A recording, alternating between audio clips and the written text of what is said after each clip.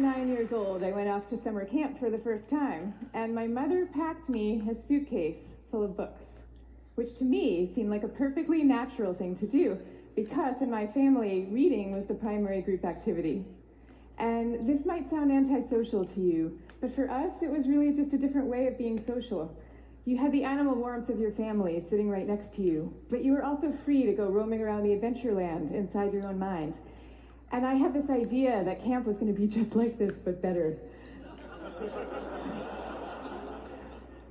I had a vision of 10 girls sitting in a cabin, cozily reading books in their matching nightgowns. Camp was more like a keg party without any alcohol. And on the very first day, our counselor gathered us all together, and she taught us a cheer that she said we would be doing every day for the rest of the summer to instill camp spirit. And it went like this. R-O-W-D-I-E, that's the way we spell rowdy, rowdy, rowdy, let's get rowdy. Yeah. So I couldn't figure out for the life of me why we were supposed to be so rowdy, or why we had to spell this word incorrectly.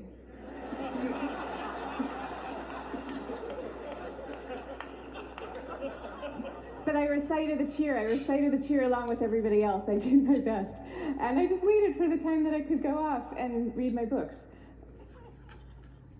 But the first time that I took my book out of my suitcase, the coolest girl in the bunk came up to me and she asked me, "Why are you being so mellow?"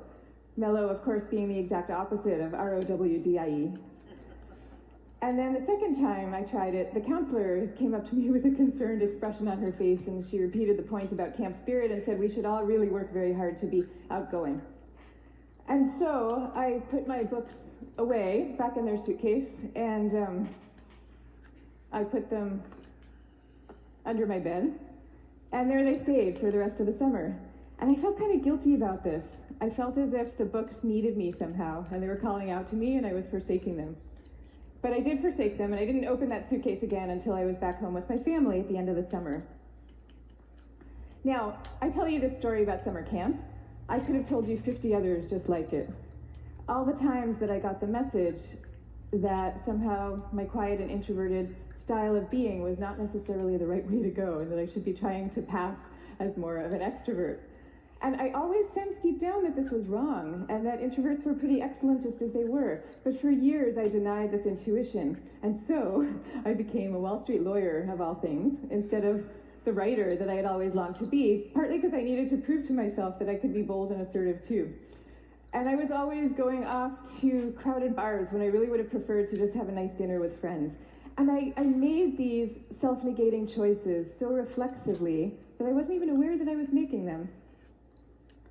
Now, this is what many introverts do, and it's our loss for sure, but it is also our colleagues' loss and our community's loss. And at the risk of sounding grandiose,